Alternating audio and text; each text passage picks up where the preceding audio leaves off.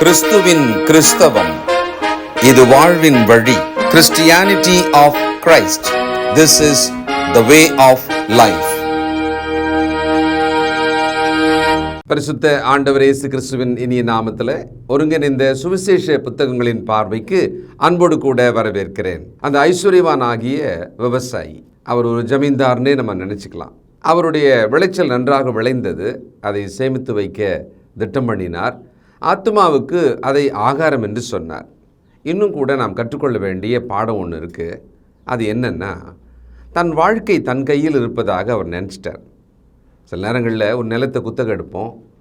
அந்த நிலத்தின் மீதான உரிமை தற்காலிகமாக நமக்கு இருக்கும். அதில் மொத்தம் நம்ம வேலையை செய்வோம்.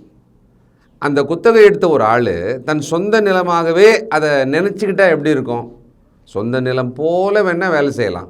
ஆனால் சொந்த நிலமாகவே நினச்சிக்கிட்டான்னா, அதை இன்னொருத்தருக்கு விற்கிற அளவுக்கு போயிட்டாருன்னா என்ன ஆகும்? அதுபோல் நான் ஏற்கனவே சொன்ன மாதிரி இந்த பூமி வாழ்க்கை தற்காலிகமானது, நம் ஜீவன் தற்காலிகமானது, நம்முடைய உடல் அதுவும் தற்காலிகமானது. அதை விட ரொம்ப முக்கியம் என்னென்னா, இது நம்முடையது அல்ல. நம்மளது இல்லாத ஒரு விஷயத்தை நம்ம கையில் வச்சுருக்கோன்னு வச்சுக்கோமே. அப்போ நம்ம எப்படி நடப்போம்? பொறுப்பாக நடப்போம். திருப்பி கொடுத்துடணுன்னு தானே நடப்போம். இந்த மனுஷனுக்கு இந்த கோதுமை எல்லாம் விளைஞ்சது, அதை களஞ்சியத்தில் சேர்க்கணும்னு நினச்சாரு. ஆனால் அவர் தன் ஆத்மாவுக்கு சொன்ன விஷயத்தில் இன்னும் கொஞ்சம் கவனிக்க வேண்டி இருக்கிறது. 12ஆம் அதிகாரம் லூக்கா 19வது வசனம். பின்பு ஆத்துமாவே, உனக்காக அநேக வருஷங்களுக்கு அநேக பொருள்கள் சேர்த்து வைக்கப்பட்டிருக்கிறது. நீ இளைப்பாரி புசித்து குடித்து பூரிப்பாயிரு என்று என் ஆத்துமாவோடே சொல்லுவேன் என்று தனக்குள்ளே சிந்தித்து சொல்லி கொண்டான். அநேக வருஷங்களுக்கு. இவருடைய வாழ்க்கை தற்காலிகமானது, புல்லின் பூவை போன்றது. ஞாபகம் இருக்கணும்ல, அநேக வருஷங்களுக்கு அப்படின்னு சொன்னால் இவர் இன்னும் அநேக வருஷங்கள் வாழ்வதாக இந்த பொருளை எல்லாம் அது பயன்படும்னு சொல்கிறார், நினச்சிக்கிறார் இல்லையா? ஆனால் வேதம் ரொம்ப தெளிவாக சொல்லுது, மனித வாழ்க்கை இந்த பூமியிலே குறுகியது. ஏற்கனவே ஷார்ட்டு இல்லையா? அடுத்தது அந்த குறுகியதுன்றதை நம்ம புரிஞ்சுக்கணுன்றதுக்காக பல வகையில் வேதம் நமக்கு அதை சொல்லுகிறது. யோபின் புத்தகம் 14ஆம் அதிகாரம் 1. ஸ்திரீயினிடத்தில் பிறந்த மனுஷன் வாழ்நாள் குறுகினவனும் சஞ்சலம் நிறைந்தவனுமாயிருக்கிறான். அவன் பூவை போல பூத்து அறுப்புண்கிறான், நிழலை போல நிலை நிற்காமல் ஓடி போகிறான். அவனுடைய நாட்கள் எவ்வளவுதானா? Very short. அடுத்தது 5ஆம் வசனம். அவனுடைய நாட்கள் இம்மாத்திரம் என்று குறிக்கப்பட்டிருக்கையில் அவனுடைய மாதங்களின் தொகை உம்மிடத்தில் இருக்கிறது. அவன் கடந்து போகக்கூடாத எல்லையை அவனுக்கு ஏற்படுத்தினீர். அவனுடைய நாட்கள் இவ்வளவுதான், அவன் வாழ்க்கை இம்மாத்திரம்தான் தேவன் நிர்ணயிச்சிருக்காராம். தேவனே, எனக்கு இவ்வளோ பெரிய விளைச்சலை கொடுத்தீங்களே, உமக்கு ஸ்தோத்திரம், உமக்கு ரொம்ப நன்றி. இந்த விளைச்சலை இந்த களஞ்சியத்தில் நான் சிறிதாருக்கு பெரிதாக்கி நான் சேமித்து வைக்கிறேன். பிறகு அதை நான் ஏழைகளுக்கு கொடுக்க போகிறேன். என்னிடத்தில் ஒரு திட்டம் இருக்கிறது. நான் ஒரு நாள் வாழ்க்கையை தான் வாழுகிறேன். நீர் அனுமதித்தால் அடுத்த நாள் நான் வாழுவேன். சில ஆண்டுகள் அனுமதித்தால் நான் வாழுவேன். ஆனால் இப்பொழுது இருக்கிற இந்த நன்மையை உமக்கு மகிமையாக, ஜனங்களுக்கு பிரயோஜனமாக நான் அதை கொடுப்பேன் அப்படி சொல்லியிருந்தான்னா ஆண்டவர் வேற மாதிரி ஸ்டோரியாக இவனை மாற்றிருப்பார். ஆனால் இவனோ மதிகேடன் என்கிற இடத்துக்கு தேவனால் கண்டிக்கப்பட்டதை என்ன பார்க்கிறோம். அடுத்த வசனம் பாருங்க, லூக்கா 12:20 வசனம். தேவனோ அவனை நோக்கி, மதிகேடனே, உன் ஆத்துமா உன்னிடத்திலிருந்து இந்த ராத்திரியிலே எடுத்துக்கொள்ளப்படும். அப்பொழுது நீ சேகரித்தவைகள் யாருடையதாகும்? கவனிக்க வேண்டியது என்ன தெரியுங்களா? இந்த ராத்திரியில் அப்படின்னா அவருக்கு மறுநாள் கூட கிடையாது, 24 hours கூட அவர்கிட்ட கிடையாது. இந்த ராத்திரியில் எடுத்துக்கொள்ளப்படுமானால், நான் கற்பனை செய்கிறேன், இப்படி தான் யூகம் பண்ணலாம். மாலை நேரத்தில் அவர் இவ்விதமாக ஓய்ந்து அப்படி ஒரு ஈஸி சேரில் படுத்துக்கிட்டு வானத்தை பார்த்து தன் ஆத்துமாவோட பேசிக்கிறார். அல்லது படுக்கைக்கு செல்வதற்கு முன்பு, தான் தூங்குவதற்கு முன்பு இரவு பேசுவதாக கூட வச்சுக்கலாமே. அப்போ சொல்கிறாரு, இன்று ராத்திரியிலேயே உன் ஆத்துமா எடுத்துக்கொள்ளப்படுமானால், மனிதராகிய நாம், அதிலும் கிறிஸ்துக்குள் இருக்கிற நாம், நம்முடைய வாழ்நாளோட அந்த குறுகிய தன்மையை அது ஒரு சத்தியம்னு நினச்சி ஞாபகம் வச்சுக்கணும். It is a truth that our life is short. அடுத்தது குறுகிய வாழ்க்கைன்னு மட்டுமல்ல, அது அன்சர்டன். என்ன நடக்கும், மரணம் எப்பொழுது வரும் யாருக்குமே தெரியாத மாதிரி ஒரு வாழ்க்கை. மரணம் என்பது ரகசியமாக வைக்கப்பட்டிருக்கிறது, ஆனால் வரும்ன்றது நிச்சயமாக இருக்கிறது. அப்படின்னா நம்ம கிறிஸ்தவ வாழ்க்கையில் எப்படி வாழுகிறோம்? நாளை பற்றி பெருமை நமக்கு இருக்கிறதா? நாளைக்கு பாருங்கள், இன்னும் 10 வருஷத்தில் பாருங்கள், இன்னும் 25 வருஷத்தில் பாருங்கள் அப்படின்னு பேசும்போது அது ஒரு பெருமை தானே? நீதிமொழிகள் 27ஆம் அதிகாரம் 1 வசனம், நாளை தினத்தை குறித்து பெருமை பாராட்டாதே, ஒரு நாள் பிறப்பதை அறியாயே. ஒரு நாள் எப்படி பிறக்குது, அந்த நாள் எப்படி முடியும், அடுத்த மணி நேரம் என்னவா இருக்கும், எதுவுமே தெரியாத மக்கள் நாம். அப்போ நாளை தினத்தை குறித்து சிலர் சொல்லுவாங்க, நாளைக்கு பாருங்க நீங்கள் நான் என்ன மாதிரியான ஸ்டேஜில் நிற்க போகிறேன், நாளைக்கு மட்டும் பாருங்கள் நான் எந்த லெவலுக்கு வருவேன், நாளைக்கு நான் என்ன பண்ண போகிறேன். அப்போது கர்த்தருக்கு கீழ்ப்படுகிற விஷயத்தில் கூட சிலர் சொல்கிறாங்க, இல்லை இப்போ வேண்டாம், 20 வயசாச்சு, 25 வயசாச்சு, 50 வயசாச்சு, நீங்கள் இவ்வளோ நாள் வசனம் கேட்டுட்ருக்கீங்களே, சில ஆண்டாக கேட்குறீங்களே, சபை கூட நீங்கள் வந்துட்டு தானே போயிட்டுருக்கீங்க, நீங்கள் கர்த்தருக்கு கீழ்ப்படியணுமா இல்லையா, உங்கள் பாவ மன்னிப்புக்காக கீழ்ப்படியணுமே, உங்களுக்கு இன்று மரணம் வருமானால் என்ன செய்வீங்க? மரணம் எப்போ வேணாலும் வரலாம், ஏன் 50 வருஷம் கழிச்சு கூட தான் வரலாம், அதனால் இப்போ இல்லை, இப்போ வேண்டாம் அப்படின்னு வாங்க. அப்போ அவங்க என்ன நினைக்கிறாங்கன்னா, தங்கள் வாழ்க்கை ஏதோ தங்கள் கையின் கட்டுப்பாட்டுக்குள் இருப்பதாக நினைக்கிறாங்க. கார் ஓட்டும்போது ஸ்டேரிங் நம்ம கையில் இருக்குன்ற மாதிரி எங்கே வேணாலும் திருப்பலாம், எப்படி வேணாலும் திருப்பலாம் அப்படின்னு நம்முடைய வாழ்க்கையை, அதோட ஸ்டேரிங் நம்ம கையில் இருக்கான்னா இல்லை. நாளை நடப்பது தெரியாதே. அப்போ ஒரு நாள் பிறப்பதே தெரியாத நான் நாளை தினத்தை குறித்து திட்டம் பண்ணும்போது கூட அந்த திட்டத்தை தேவன்கிட்ட தான் சித்தமானால்னு ஒப்பு கொடுக்கணும். இவனோ உனக்காக சேமித்து வைக்கப்படுகிறது, நீ பூரிப்பாயிரு, நீ புசித்து குடித்து பூரிப்பாயிரு. அதுலேயும் டைம் சொல்கிறாரு, அநேக வருஷங்களுக்குன்னு சொல்கிறார், பார்த்தீங்களா? அப்போது அவருக்குள்ள அந்த மாதிரியான ஒரு வாழ்க்கையை பற்றிய புரிதல், அவர் கையில் எல்லாமே இருக்குன்ற மாதிரி அவர் நினச்சிட்ருக்கார். இன்றைக்கி மனிதர்களாகிய நாம் எப்படி இருக்கோம், நம்ம என்ன நினைக்கிறோம், என்றைக்கு கர்த்தருக்கு பிரியமாக வாழணும், என்றைக்கு கர்த்தருக்கு கீழ்ப்படியணும், இன்றைக்கி நாமோ அந்த தேவ கட்டளைகளை நிறைவேற்றணும், நம்மை சரி செய்து கொள்ளணும், சீர்படுத்தி பார்த்துக்கணும், நம்மளை சுய பரிசோதனை செஞ்சு நம்மளை கர்த்தருக்கு நேராக்கணும், பரிசுத்தமாகணும்னு சொன்னால், இல்லை இன்னும் கொஞ்ச நாள் ஆகட்டுமே, நான் அனுபவிச்சிட்றேன், நான் இதெல்லாம் எப்படி இந்த வயசில் பார்க்காம இருந்தால் எப்படி, அது நிச்சயமாக பண்ணுவேன் நான், நாளைக்கு இன்னும் சில வருஷங்களில் பாருங்கள் நான் ஊழியத்துக்கு வந்துடுவேன், ரிட்டையர் ஆன பிறகு நான் நேராக ஊழியத்துக்கு தான் வருவேன். அப்போது நாளைய தினத்தின் ஆளுகையை தங்கள் கையில் இருப்பதை போல மனிதர்கள் நினைக்கிறாங்க. அதை என்ன மாதிரி ஆவியானவர் சொல்கிறார் நீதிமொழிகளில், நாளை தினத்தை குறித்து நீ பெருமை பாராட்டாதே, ஏன்னா நாளைக்குன்றதே உன்னிடம் இல்லை, அது பிறப்பது கூட உனக்கு தெரியாது. புதிய ஏற்பாட்டின் நீதிமொழிகள் புத்தகமாகிய யாக்கோபுக்கு நாம் வரலாம். யாக்கோபு 4ஆம் அதிகாரம் 13 முதல், மேலும் நாங்கள் இன்றைக்கு அல்லது நாளைக்கு இந்த பட்டணத்துக்கு போய் அங்கே 1 வருஷம் தங்கி வியாபாரம் செய்து சம்பாத்தியம் பண்ணுவோம் என்கிறவர்களே கேளுங்கள். நாளைக்கு நடப்பது உங்களுக்கு தெரியாதே. உங்கள் ஜீவன் எப்படிப்பட்டது? கொஞ்ச காலம் தோன்றி பின்பு தோன்றாமல் போகிற புகையைப் போல் இருக்கிறதே. ஆதலால் ஆண்டவருக்கு சித்தமானால் நாங்களும் உயிரோடு இருந்தால் இன்னின்னதை செய்வோம் என்று சொல்ல வேண்டும். இந்த 2 ஸ்டேட்மெண்ட் ரொம்ப முக்கியம். இதை நம்ம பெருசாக பேச மாட்டோம்.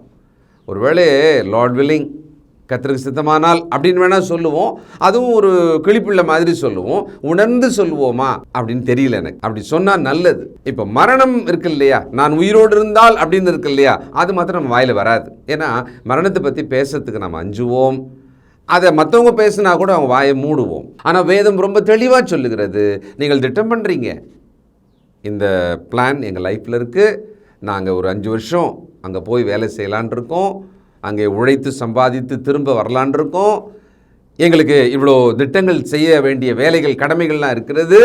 ஓகே, திட்டம் பண்ணுங்கள். திட்டமே பண்ணாதீங்கன்னு பைபிள் சொல்லலை. நீங்கள் திட்டம் பண்ணுங்க, அதை தேவனுக்கு தெரியப்படுத்தும் பொழுது 2 விஷயத்தை ஞாபகம் வச்சுக்கோங்க. அதை நீங்கள் சொல்லுங்கள், மனுஷர்கிட்ட சொன்னாலும் சொல்லுங்கள். என்ன? தேவனுக்கு சித்தமானால், அடுத்தது நாங்கள் ஜீவனோடு இருந்தால். ஏன்னா நாளை நடப்பது நமக்கு தெரியாதே. அந்த ஐஸ்வர்யவான் தேவன் நமக்கு சித்தமானால் இந்த பொக்கிஷமெல்லாம் என் வாழ்க்கைக்கு பயன்படட்டும், என்னை சுற்றிலும் இருக்கிற ஜனத்துக்கு பயன்படட்டும், எனக்கு நீர் ஜீவனை கொடுப்பீரானால் இன்னும் பெருக்கமான நன்மைகளை நான் பெறுவேன், உமக்கு மகிமையாக நான் வாழ்வேன். இப்படி இல்லை அவன் ஜெபம் பண்ணியிருக்கணும். இன்றைக்கு நம்முடைய வாழ்க்கையில் தேவன் கொடுக்கும் ஆசீர்வாதங்களை கொண்டு நாம் நம்முடைய வாழ்க்கையை கட்டுப்படுத்தலாம், அது நம்முடைய கட்டுப்பாட்டில் இருக்கிறது என்று நாம் நினைக்கிறோமா? அல்லது எதிர்காலத்தை பற்றி திட்டம் பண்ணுறோம் பார்த்தீங்களா, அதில் தேவ சித்தம் அப்படின்றத நினைக்கிறோமா இல்லையா? நாளைக்கு நாம் நிச்சயமாக இருப்போம் அப்படின்ற மாதிரி பெருமையோடு கூட நாம் திட்டம் பண்ணி கொண்டிருக்கிறோமா? உன் வழிகளை, உன் திட்டங்களை கர்த்தரிடத்தில் ஒப்புவி, அவர் காரியத்தை வாய்க்க பண்ணுவார். ஏன்னா காரியத்தை வாய்க்க பண்ணுவது, ஏன் அதை விட இன்னும் கொஞ்சம் சொல்கிறதா இருந்தால், ஏதாகலும் ஆகுமென்று யோசிக்கும் தகுதி கூட அற்ற, அப்படி இல்லாத மனிதர்கள் நாம். நான் சொல்லலை, அப்போஸ்தலனாகிய பவுல் சொல்கிறார், எங்கள் தகுதி தேவனில் உண்டாயிருக்கிறது, எங்கள் தகுதி ஆண்டவருக்குள் இருக்கிறது. அதானே அப்போஸ்தலரே சொன்னாங்க. அவங்களுக்கு வரங்கள் இருந்தது, வல்லமை இருந்தது, அவர்கள் அற்புத அதிசயங்களை செய்தார்கள். ஆனால் அவங்களே சொல்கிறாங்க, எங்கள் தகுதி எங்களிடத்தில் இல்லை. கிறிஸ்துக்குள்ளே பிரியமான தேவனுடைய பிள்ளைகளே, நாம் நம்முடைய வாயின் வார்த்தைகள், நம்மிடத்தில் இருக்கிற நன்மைகள் அல்லது நம்முடைய எதிர்காலத்தை பற்றிய பேச்சு என்னவா இருக்கிறது? இந்த மனிதன் தான் வாழ்க்கை தான் கையில் என்னமோ குத்தகை எடுத்த மாதிரி அவர் பூரிப்பாயிரு, ஆத்மாவே ரிலாக்ஸ் ஆயிரு, சந்தோஷமாயிரு, அநேக வருஷங்களுக்கு இதையெல்லாம் நீ அனுபவித்து வாழு பார் அப்படின்னு பெருமையோடு பேசினதை பார்க்கிறோம். அதனால தான் ஆண்டவர் சொன்னார், அவன் தேவனிடத்தில் ஐஸ்வர்யவானாக தன்னை வைத்துக் கொள்ளவில்லை, இந்த பூமியில் ஐஸ்வர்யவானாக இருந்தான். அப்போ நாம் எதை எதை செய்வதானாலும் கூட யாக்கோபில் படித்த அந்த விஷயத்தை நாம் சொல்ல வேண்டி இருக்கிறது.